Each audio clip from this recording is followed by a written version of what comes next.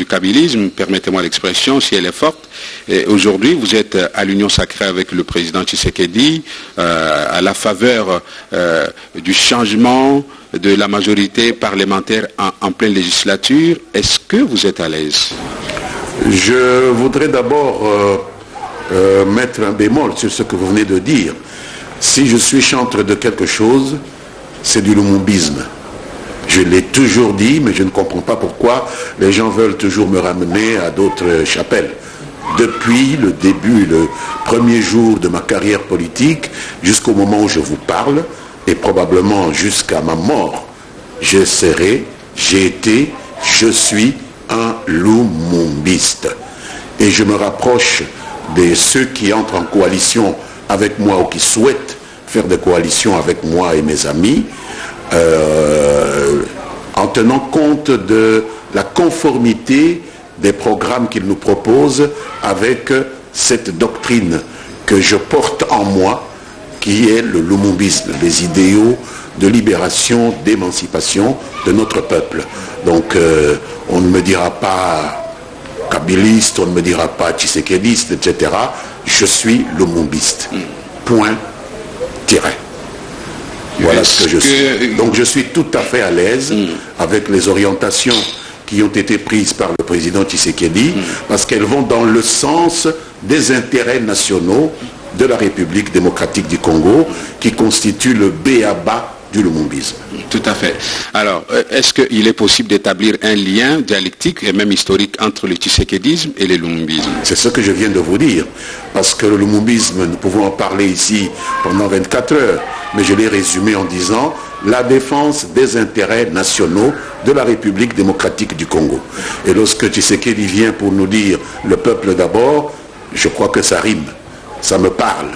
Et lorsque je le vois prendre des positions en faveur d'autres mesures qui avaient été prises par son prédécesseur et que j'avais soutenues, notamment la revisitation du code minier en faveur de la République démocratique du Congo, cela me parle.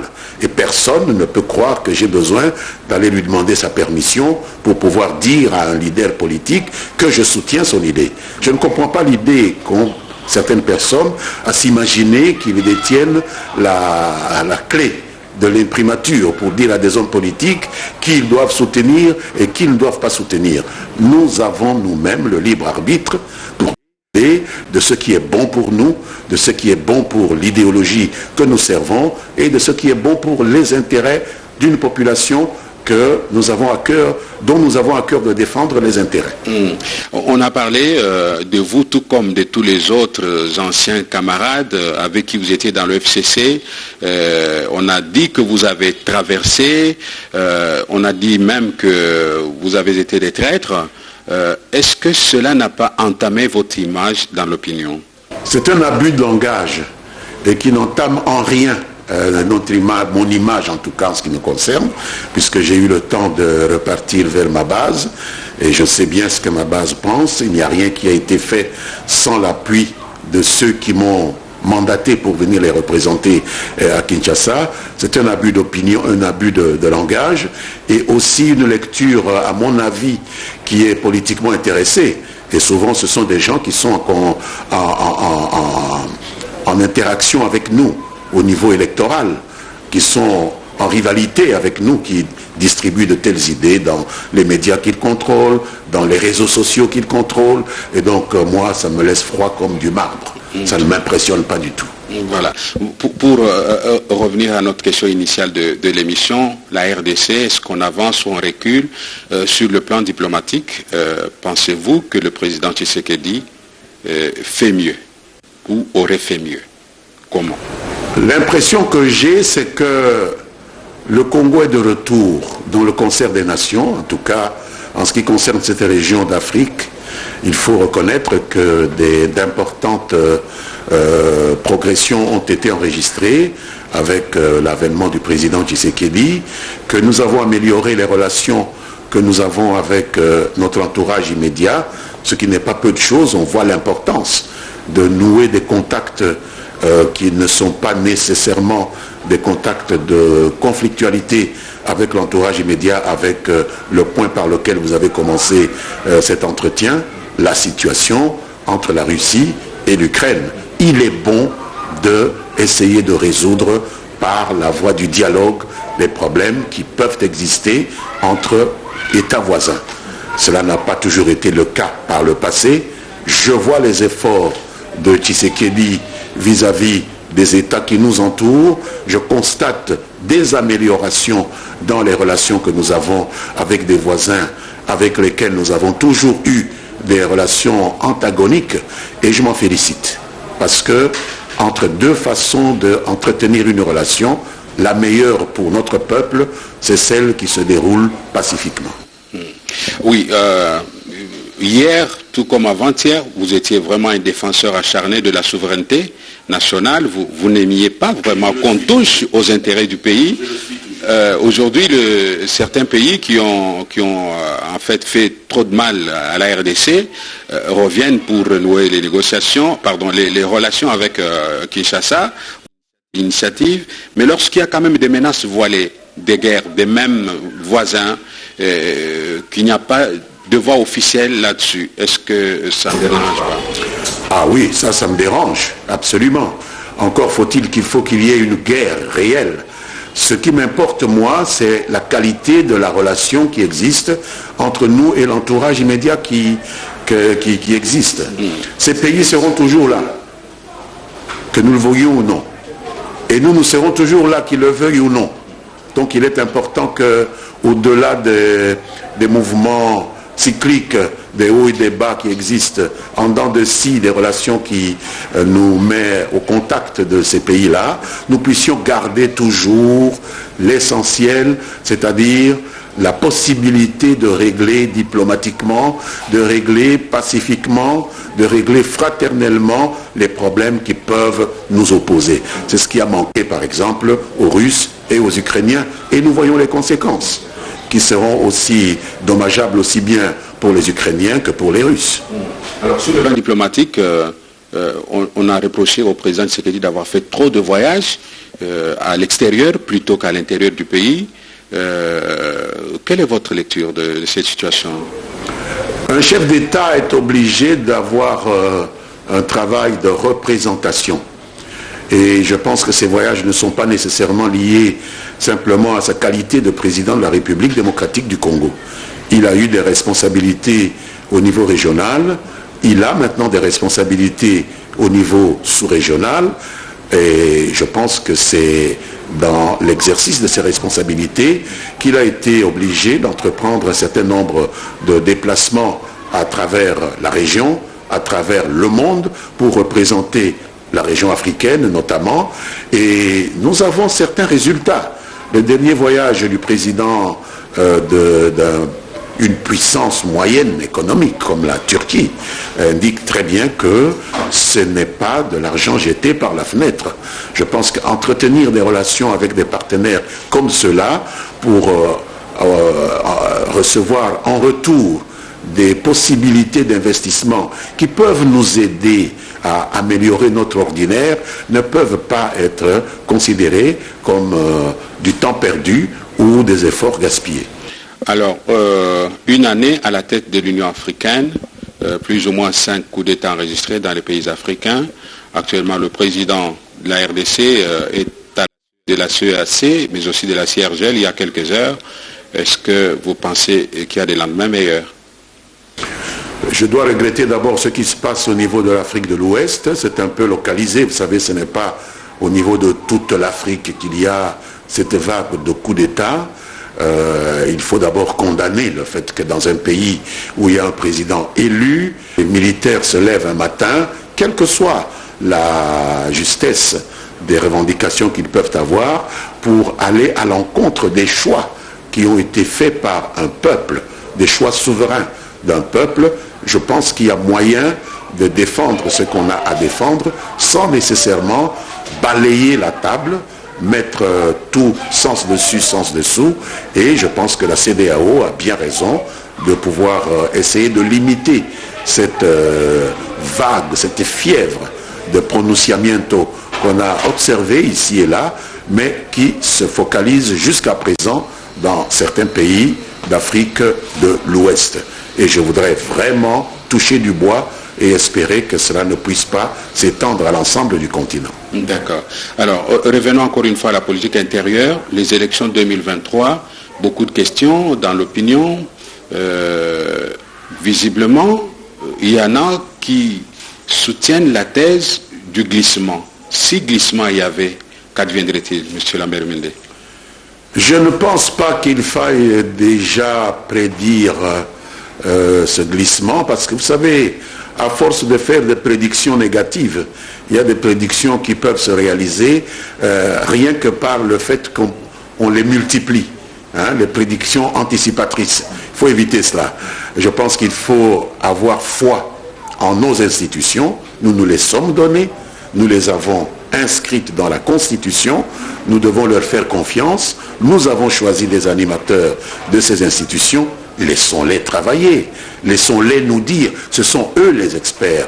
Et jusqu'à présent, rien n'est venu de leur part qui puisse remettre en cause le calendrier constitutionnel. Tout le reste n'est que, à mon avis, c'est le fruit de cette mauvaise habitude que nous avons prise de nous livrer à une campagne électorale permanente. Critiquer quelqu'un dès lors qu'on est dans l'opposition, même sur des points sur lesquels il n'y a pas matière à critique. Hein? Vous savez, soupçonner quelqu'un de vouloir faire un glissement simplement pour essayer de le vilipender au niveau de l'opinion. Jusqu'à présent, rien n'a été fait. La guerre qu'il y a eu entre le ministre des Finances et le président de la CENI est révélatrice de beaucoup de choses. Oui, mais pas très bien. Pas d'un glissement. Sur la voie publique. Oui, mais c'est plutôt pour moi la manifestation d'une santé plutôt saine de la gestion des finances publiques. Qu'un ministre des Finances s'inquiète sur la réalité, la qualité de la dépense publique, d'où qu'elle vienne. Vous savez, elle peut venir de la CENI, elle peut venir d'un ministère, elle peut venir de tout autre établissement public. Qu'un ministre des Finances se soucie de la qualité de la dépense est une bonne chose. Et je pense que c'est parce que les ministres auparavant ne se souciaient pas de cela, les gouvernements auparavant ne se souciaient pas de cela. Auparavant, c'est-à-dire sous le régime Kabila? Même sous notre régime, il faut dire qu'il y avait peu de soucis pour la qualité de la dépense, tel qu'on le voit aujourd'hui, notamment avec l'inspection générale des finances et tout ça. Aujourd'hui, on sent qu'il y a effectivement un gendarme financier qui reçoit tous les moyens. Pourtant, ce gendarme financier existait quand nous étions. Mais a-t-il reçu les moyens? Je ne le dirai pas. Hein? Je ne pense pas que là, nous avons fait du mieux que nous aurions dû faire. Et donc, se soucier de la qualité de la dépense est quelque chose d'important et les conséquences sont en train de se voir maintenant sur les recettes publiques, du moins les recettes intérieures. Nous voyons qu'il y a une augmentation qu'on aurait pu faire à l'époque déjà, mais que nous n'avons pas fait parce que nous avons été plus ou moins négligents à ce niveau-là. Tout à fait. Vous m'introduisez dans la deuxième articulation de l'émission, mais je reviendrai sur l'Union sacrée un peu plus tard. Vous vantez argumentativement les retombées positives de la lutte contre la corruption. Pendant ce temps, les fonctionnaires de l'État ne savent même pas à quelle date ils sont payés, alors que hier, ce n'était pas le cas. On savait que le 15, les fonctionnaires passent à la banque, ils ont leur salaire, et que le train de vie de la population donne l'impression de se dégrader au jour le jour. Est-ce que vous me direz le contraire, M. Lambert? Le train de vie de la population se dégrade, vous avez raison de le dire. Mais sur les paiements, à date, je pense que je ne vous suivrai pas. Parce que je passe souvent à la banque, moi-même, je suis un agent de l'État comme parlementaire, et donc je sais ce qui se passe. À une date précise, comme c'était le 15 du mois, il y a des années. Oui, mais je pense que maintenant aussi, vous allez à la banque à une certaine date, à la fin du mois, je pense que c'est à la fin du mois, vous trouverez les agents qui ne peuvent pas attendre qu'on puisse alimenter leur compte ou qui ne peuvent pas attendre que de l'argent puisse même passer 24 heures sur leur compte. Ils sont accumulés, ils sont agglutinés devant les guichets de banque. Donc il y a un peu plus de moyens et donc on peut toujours raisonnablement penser que la vitesse qui a été prise dans les années passées se poursuit maintenant, mais il y a détérioration effectivement de ces prix avec naturellement les mouvements internationaux, le fait que nous ne sommes pas producteurs de ce que nous consommons, le fait que nous sommes obligés de dépendre des mouvements, des fluctuations qui se passent à l'extérieur de nos frontières, c'est tout à fait normal. Est-ce que cela vous dispense aussi de construire des infrastructures de base? Parce qu'on voit que les routes construites il y a quelques années, une dizaine d'années, se détériorent, se dégradent au jour le jour. Les embouteillages se multiplient et beaucoup d'autres choses pas très bonnes, comme la criminalité urbaine, et j'en passe, puisque le tableau est vraiment... Les incivilités sont, à mon avis, à la base des problèmes que nous constatons ici, dans une ville comme Kinshasa, peut-être dans d'autres villes de la République démocratique du Congo.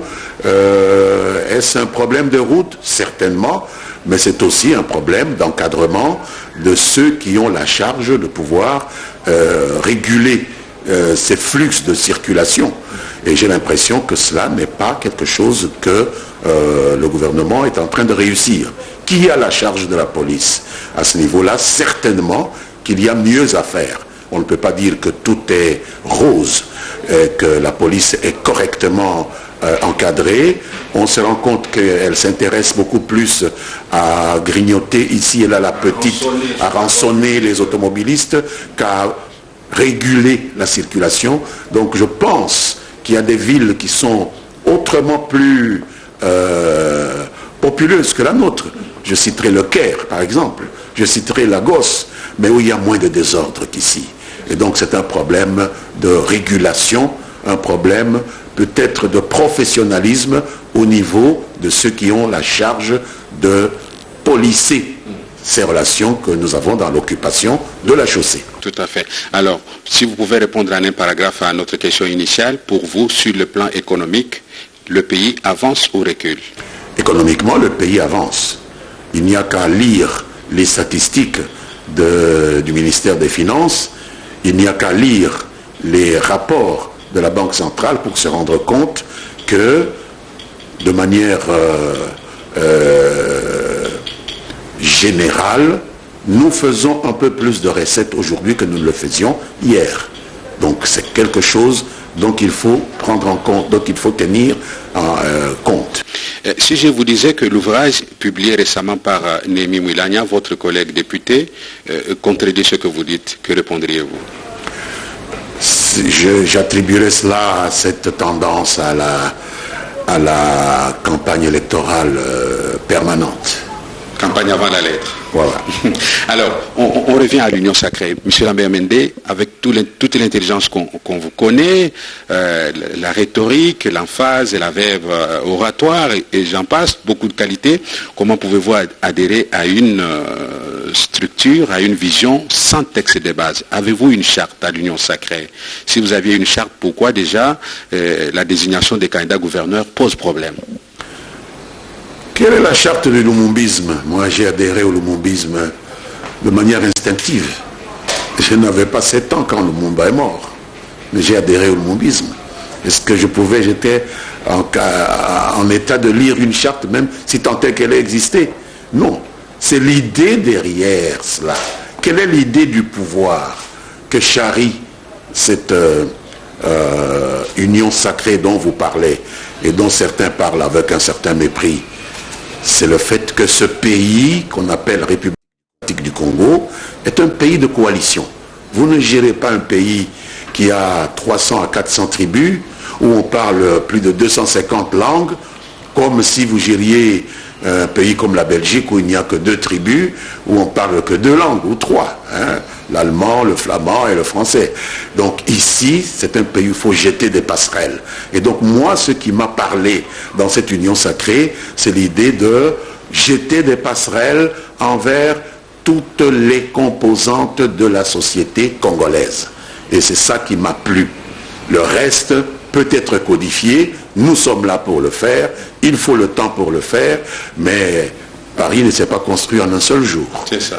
Avez-vous déjà des structures d'union sacrée qui fonctionnent? Est-ce que vous avez des réunions d'orientation politique, de temps en temps, nous nous réunissons au sommet, oui, au niveau de ce qu'on a appelé la conférence des chefs des regroupements politiques, mais à ma connaissance, Au niveau de certaines assemblées provinciales, ils se sont organisés également, mais nous n'avons pas encore mis en place une structure formelle qui est en cours. Alors, il faut prendre votre mal en patience. Tout à fait. Mais qu'est-ce qui vous divise à propos de la désignation des candidats gouverneurs? Il y en a qui ont dit que les autres ont pris plus, les autres ont pris moins, comme si il s'agissait d'un partage équitable et équilibré d'un gâteau, alors qu'il s'agit d'une compétition élective. Il y a un seul groupe qui a posé ce problème et je ne partage pas son point de vue, je suis désolé. Nous avons simplement décidé de nous lancer dans une sorte de consultation des grands électeurs. Vous savez, l'élection des gouverneurs, c'est une élection indirecte. Oui. C'est une élection au suffrage indirect. Et donc nous avons décidé de mener des consultations auprès des grands électeurs de chaque province concernée par cette élection. Nous avons envoyé des émissaires qui sont descendus très discrètement, qui sont revenus avec leur rapport, et de leur rapport s'est dégagée cette conclusion qui a été rendue publique par les responsables des deux chambres auxquelles s'est adjoint, je crois, le Premier ministre, tous tête couronnée de notre Union sacrée de la nation. Et c'est une proposition, parce que nous avons encore le temps de changer, si tant est qu'il faut changer.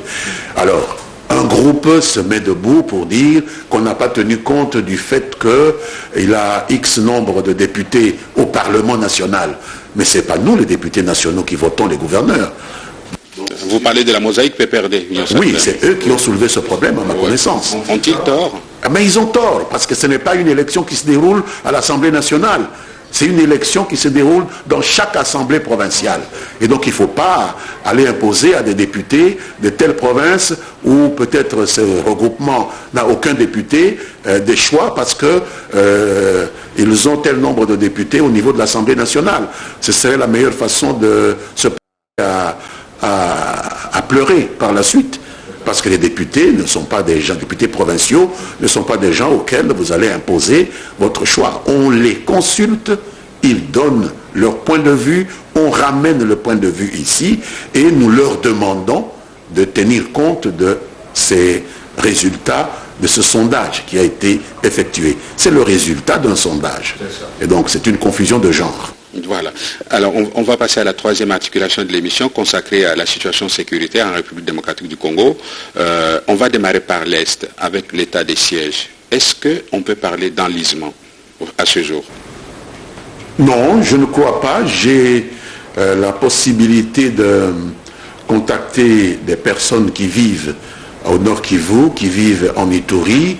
Au niveau du Parlement, nous avons aussi la chance de recevoir des rapports régulièrement du ministère de la Défense et de l'État-major général des Forces armées de la République. Chaque fois que le président de la République nous demande de reconduire cet état de siège 15 jours sur 15. Et donc j'ai l'impression que les Forces armées de la République, lorsqu'ils sont au contact avec ces forces terroristes, se comportent mieux maintenant qu'ils ont la maîtrise totale des institutions provinciales. Et je pense qu'avec les populations, tout n'est pas parfait, mais on commence à se rendre compte aussi de certains aspects que nous ignorions pendant toutes les années, au cours desquelles ces égorgeurs nous ont fait la guerre. Maintenant, il y a des informations qui affleurent et qui nous donnent la possibilité de pouvoir les pourchasser au-delà de tout ce qu'on aurait pu imaginer jusqu'à présent. Et donc l'état de siège ne s'enlise pas. Il faut du temps pour arriver à faire rendre gorge à ces gens qui tuent nos femmes, qui tuent nos enfants, qui tuent les populations civiles et qui veulent installer des califats chez nous alors que nous n'avons nul besoin. Le pays ne peut en aucune façon accepter que l'on tue des gens parce qu'on veut faire allégeance à, je ne sais pas, Al-Qaïda ou à l'État islamique, etc., avec lesquels nous n'avons aucun atome crochu. Et donc, je pense qu'il faut qu'à ce danger de terrorisme, nous puissions opposer quelque chose qui puisse les tenir à leur place. Tout à fait. Oui, parce que moi, je suis en face de vous pour vous poser les questions du public. Ce ne sont pas mes questions, je les endosse comme journaliste. Mais il y a une certaine opinion qui considère que nous collaborons ou que notre gouvernement, nos forces armées collaborent avec l'armée ougandaise, pas de manière équitable parce que l'armée congolaise n'est pas autorisée à pourchasser les ADF jusque sur les territoires ougandais au cas où ils y rentraient. Mais les ADF ne sont pas en territoire ougandais. Ça, c'est, je pense, une interprétation qui part d'une méconnaissance de la situation. Elles peuvent replier sur leur base arrière. Les ADF sont ougandaises, mais opèrent en République démocratique du Congo. C'est ça la relation. Mais en cas de traque, si jamais elles arrivaient à traverser vers l'Ouganda, mais attendons qu'elles traversent. Pour l'instant, la situation que nous gérons, ce sont des Ougandais qui, pour combattre le régime ougandais, ont traversé au Congo pour se constituer des sanctuaires, s'en prendre au gouvernement de leur pays, et nous avons donné le quitus aux forces ougandaises de nous aider à les mettre hors d'état de nuire, parce que ce sont des sujets ougandais qui opèrent chez nous et que les Ougandais connaissent peut-être un peu mieux la psychologie, la façon d'opérer de leurs compatriotes. C'est une collaboration qui est utile, croyez-moi. Voilà. Merci beaucoup. Un autre aspect de la situation sécuritaire en RDC, je me permets librement en tant que journaliste de poser la question, ça vous d'apprécier, si vous allez y répondre ou non. On a parlé d'une tentative de coup d'État qui aurait conduit à l'interpellation du Conseil spécial du chef de l'État. Jusqu'à ce jour, plusieurs semaines, pas de résultat. Qu'en savez-vous en tant qu'homme politique, en tant qu'homme d'État? C'est un dossier extrêmement sensible, lui d'or. Un conseiller spécial du chef de l'État en matière de sécurité n'est pas monsieur tout le monde, d'abord. Bien que c'est un contribuable comme d'autres. Ça, c'est la première chose. Il a la charge de la coordination de tous les services de sécurité de l'État. Donc, détenteur de grands secrets stratégiques de la République. C'est extrêmement important. C'est un peu la femme de César. Et vous savez ce qu'il en est. Que la femme de César ne peut pas souffrir qu'il y ait le moindre soupçon sur la femme de César. Alors, nous avons suivi le communiqué qui a été fait par la présidence de la République il y a quelques semaines, indiquant qu'il y avait des présomptions d'atteinte à la sécurité de l'État. Est-il impliqué? Ne l'est-il pas? Je pense qu'il faut laisser l'Agence nationale des renseignements, c'est-à-dire les renseignements généraux, mener correctement leurs enquêtes. D'autant plus qu'on nous a parlé de ramifications, aussi bien en interne qu'en international. Il faut du temps pour cela. Je voudrais aussi attirer votre attention sur le fait que ce n'est pas la première fois qu'un fonctionnaire de ce niveau, le plus élevé au niveau des services de sécurité, a maille à partir avec son patron qui est le président de la République. Je vous rappelle le cas de M. Nono Lutula, qui était conseiller spécial en matière de sécurité du président Kabila, et qui vient de sortir de prison. Il a été en prison. Qu'est-ce qu'il a fait? Non, je ne sais pas. Peut-être de la négligence, peut-être une implication. Jusqu'à présent, nous n'avons pas su parce qu'il y a des informations que l'on classifie dans ces services-là. Et je ne me vois pas aller demander à quelqu'un le détail de ces informations qui peuvent être des informations extrêmement sensibles, des informations qu'on va classifier dans quelques années, mais qui pour l'instant ne peuvent être portées à la connaissance de tout le monde. Il y a Pierre Lumbi, qui a été un autre conseiller spécial de Joseph Kabila, qui du jour au lendemain a rompu avec son patron. Pour quelle raison? On nous a dit qu'il voulait adhérer à une autre plateforme politique, mais il œuvrait dans des services de sécurité. C'était le patron du Conseil national de sécurité. Pour quelle raison est-il parti? Pierre est mort, nous n'avons pas eu l'occasion de le lui demander. Peut-être si on lui avait demandé, il n'aurait jamais dit ce qui s'est passé exactement. Mais donc ce sont des choses qui peuvent arriver. Laissons ceux qui ont la charge d'enquêter sur ces choses-là, le faire et établir les ramifications, surtout s'il y a des ramifications internationales qui peuvent impacter la sécurité nationale. Il vaut mieux que l'enquête continue à se dérouler de manière professionnelle, c'est-à-dire à charge, mais aussi à décharge, et que le moment venu, les autorités compétentes, qu'elles soient judiciaires ou politiques, c'est-à-dire le président de la République, puissent recevoir le rapport le plus complet possible, parce qu'il s'agit de sécurité nationale. Tout à fait. On ne va pas entrer vraiment dans les détails de ce sujet. Vous l'avez dit vous-même, un sujet très, très sensible. Alors, on va aborder la dernière articulation de notre émission consacrée d'abord à votre parti, la CCU. Quelle est la santé du parti à ce jour? Très bonne. On ne voit plus les drapeaux flotter comme à l'époque, on ne voit plus de caravanes motorisées. C'est comme si les choses ne semblent pas marcher à l'Union sacrée autant qu'elles l'ont été au FCC. Mais non, mais il faut qu'il y ait des événements. Les drapeaux, les manifestations, tout dépend de chaque fois que nous avons organisé ici, à l'occasion du 17 janvier, nous, le Mumbiste, nous sortons de nos tanières pour manifester notre existence. Chaque fois qu'il y a des élections, nous participons à la campagne électorale, mais on ne peut pas faire de campagne électorale tout le temps. On ne va pas se livrer à des marches, à des manifestations, à des campagnes électorales hors campagne électorale. Ce serait une campagne prématurée, ce serait à la limite illégal. Mais que le parti s'organise, oui, il s'organise. Le parti a des députés, le parti a des sénateurs, le parti a des députés provinciaux. Nous organisons tout cela. Ce n'est pas du show business, que je sache. Alors, vous êtes originaire du Sankourou, l'une des provinces de l'espace Grand Kasaï, où le chef de l'État a été récemment, lors de son itinérance. Publiquement, la population a mis en cause les leaders du coin pour raison des conflictualités qui empêchent le développement de la province. Avez-vous une certaine responsabilité dans ce qui est dit sur les leaders sankourois? Je pense que vous n'avez pas la bonne information. J'étais là, sur place, parce que j'étais allé attendre le président à Lodja. C'est à l'étape de Lodja que cela s'est passé. Je dois dire, nous n'avons pas apprécié ce qui s'est passé.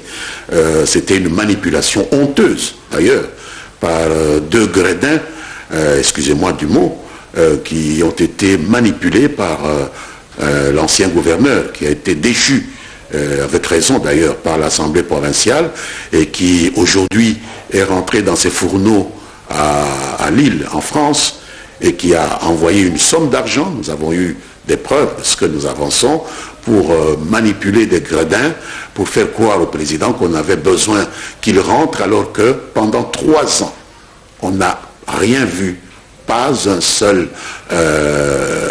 une seule réalisation socio-économique en faveur de la province. Parce qu'il était trop combattu, trop combattu politiquement. Non, pas au point de l'empêcher. Pas au point de l'empêcher de présenter un programme à l'Assemblée provinciale. Vous avez déjà vu quelqu'un qu'on combat au point de l'empêcher de parler devant ceux qui l'ont élu. Il était élu par une majorité à l'Assemblée provinciale et il n'a pas été foutu d'aller devant cette Assemblée pour décliner un programme comme l'exige la loi, comme l'exige la Constitution, pendant 3 ans. Alors que la loi dit qu'avant d'entrer en fonction, un gouverneur doit présenter son programme et entre en fonction après l'approbation du dit programme par l'Assemblée provinciale. Déjà à ce niveau, vous comprenez que tous ces discours sur le fait qu'on l'a empêché de travailler est complètement faux. Il ne savait pas simplement par où commencer. Il est venu se faire un peu d'argent, il s'est fait de l'argent et il est rentré. Voilà tout. Il est dommage qu'il ait trouvé des complices pour l'aider dans cette tâche. Et le président ne s'est pas laissé manipuler parce qu'il leur a répondu. Séance tenante. Il faut prendre en compte le point de vue des autres. C'est ça qu'il avait dit. Il faut prendre en compte le point de vue des autres et nous suivrons la majorité. Voilà. Et la majorité, c'est celle qui l'a déchu. Voilà. De toute façon, on ne parle pas de ce monsieur-là. Une autre question. Plusieurs fois ministres, honorable Lambert Mende, sous Kabila, visiblement, certains acteurs politiques disent que vous n'avez même pas une résidence chez vous enviable. Un acteur politique, je ne vais pas citer ici pour qu'il n'amène pas un droit de réponse, aurait lâché ça. À quoi a servi tout l'argent que vous avez amassé? Mais moi, je ne fais pas la politique pour amasser de l'argent. D'abord, je fais de la politique parce que j'ai une vision. Et dire que je n'ai pas une résidence chez moi, c'est vraiment n'importe quoi.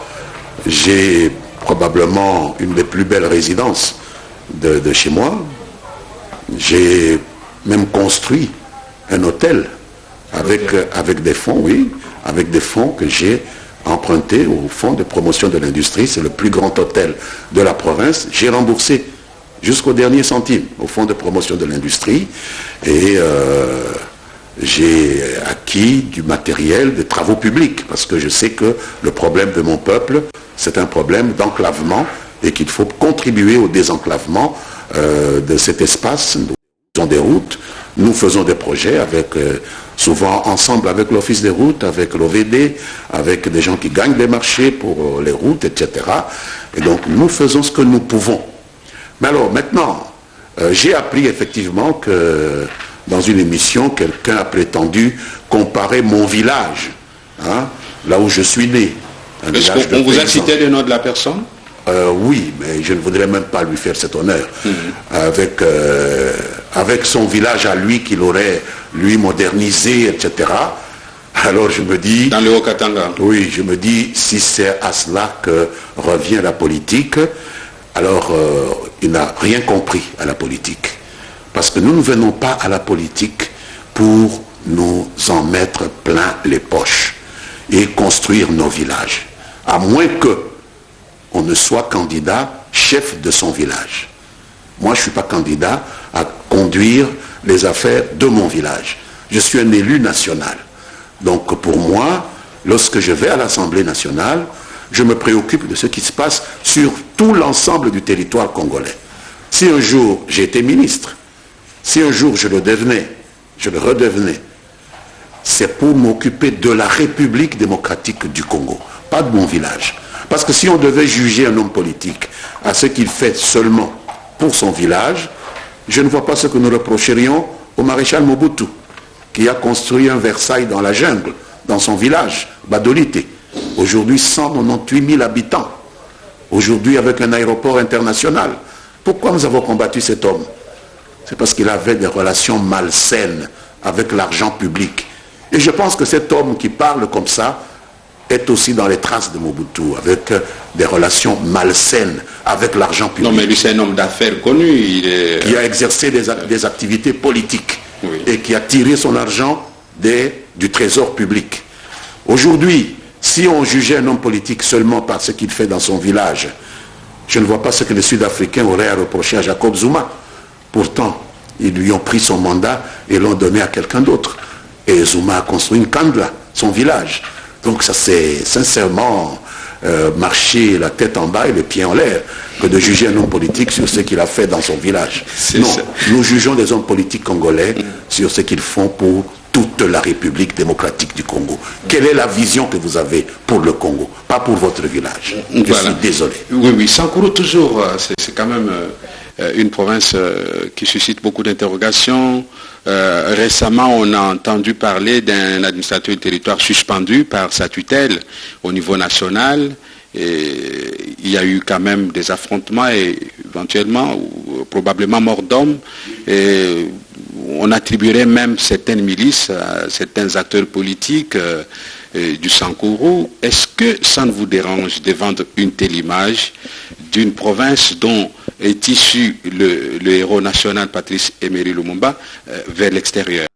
Ça ne vous dérange pas, ça ne vous pousse pas vraiment à vous unir, à parler le même langage, à éviter des conflits et consorts? Je crois que là, on s'entremêle un peu les pinceaux.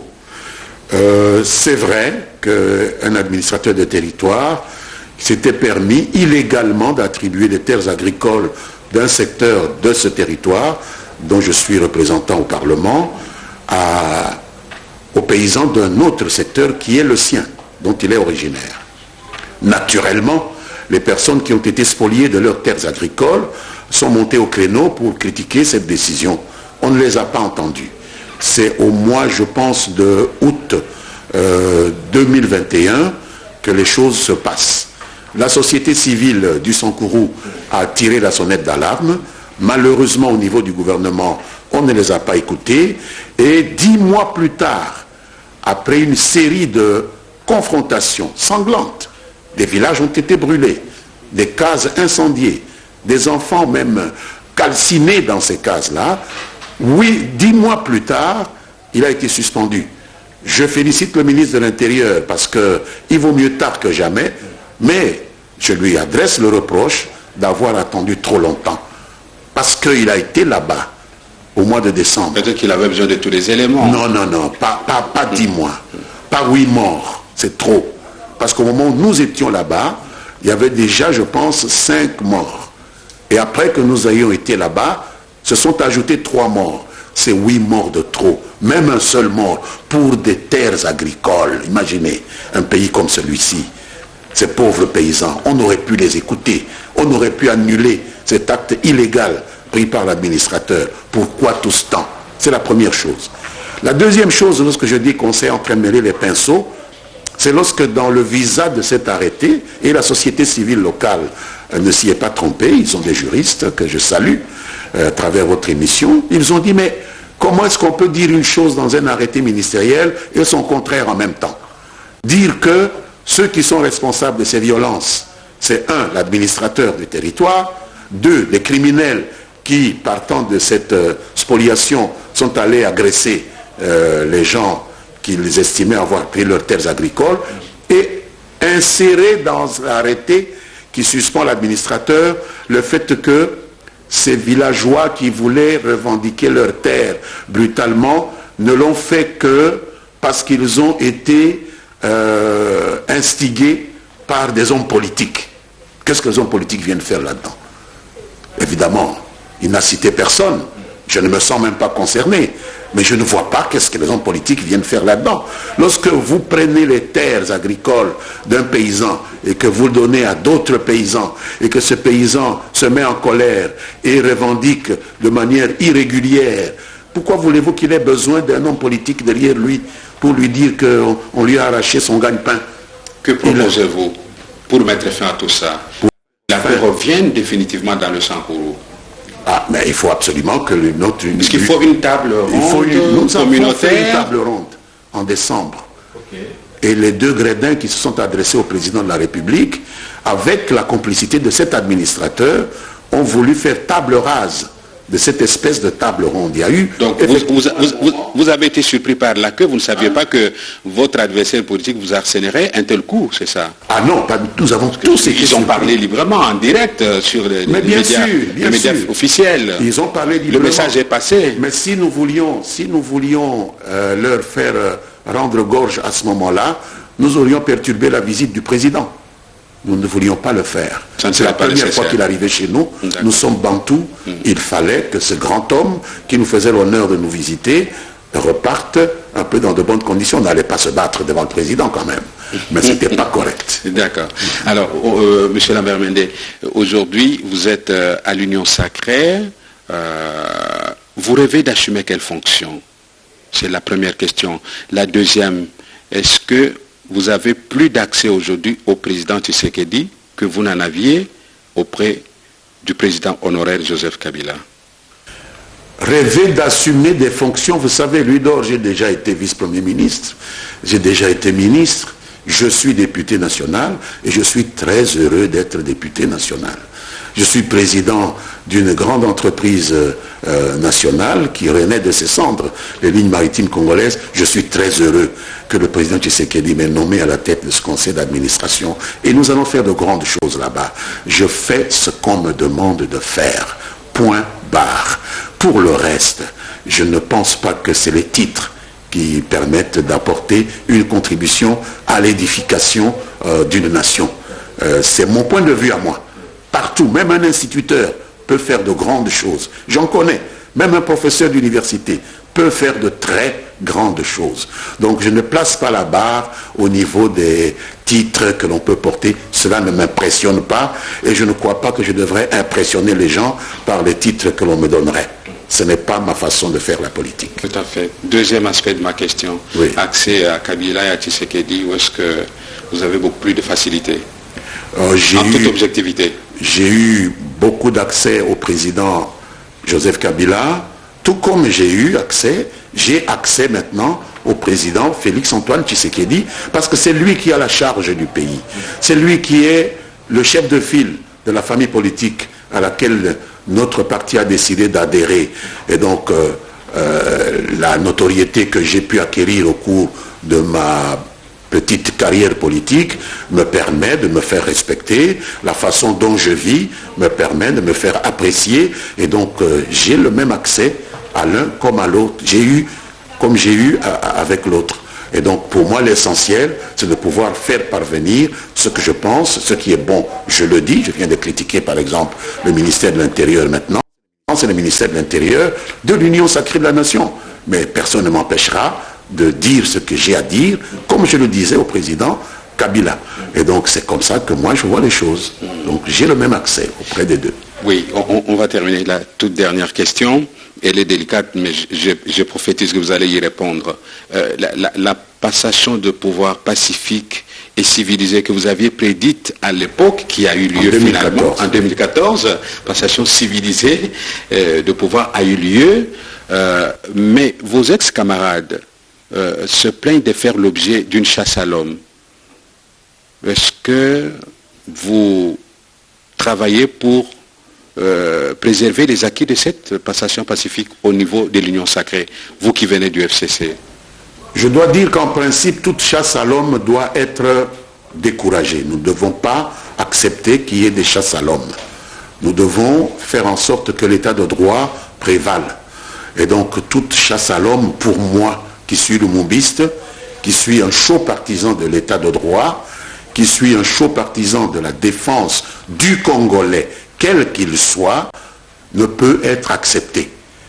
Mais que chacun assume la responsabilité des actes qu'il pose, quel que soit le camp auquel il appartient, ça, je le soutiens également. Qu'il soit de l'Union sacrée, qu'il soit de l'opposition, tout individu qui pose un acte doit s'attendre à en assumer les conséquences, qu'elles soient juridiques, qu'elles soient politiques. Pour moi, c'est l'égal traitement qui doit être réservé à tous les citoyens de notre beau et grand pays qui compte. Merci beaucoup, M. Lambert Mende Omalanga. Nous terminons notre question par un petit résumé en un paragraphe de la question initiale. Est-ce que la RDC avance ou recule? Je suis fermement convaincu que la République démocratique du Congo aujourd'hui est en train d'avancer.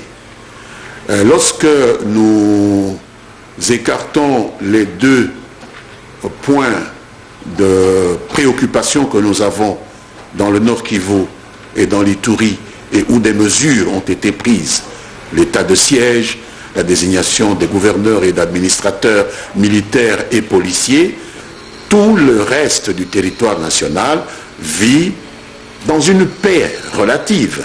Ce n'est pas que les gens ne se disputent pas des petites parcelles, ce n'est pas que les gens ne se disputent pas des petites terres agricoles, cela arrive aussi comme chez moi, mais d'une manière globale, nous vivons une période d'osmose entre les 100 millions de Congolais que nous sommes, et je voudrais que l'Ituri et le Nord Kivu puissent retrouver la même situation qu'elles avaient, ces deux provinces, avant les 20 dernières années, parce que ce n'est pas avec le gouvernement actuel que les perturbations ont commencé, ce n'est pas avec Joseph Kabila que les perturbations ont commencé.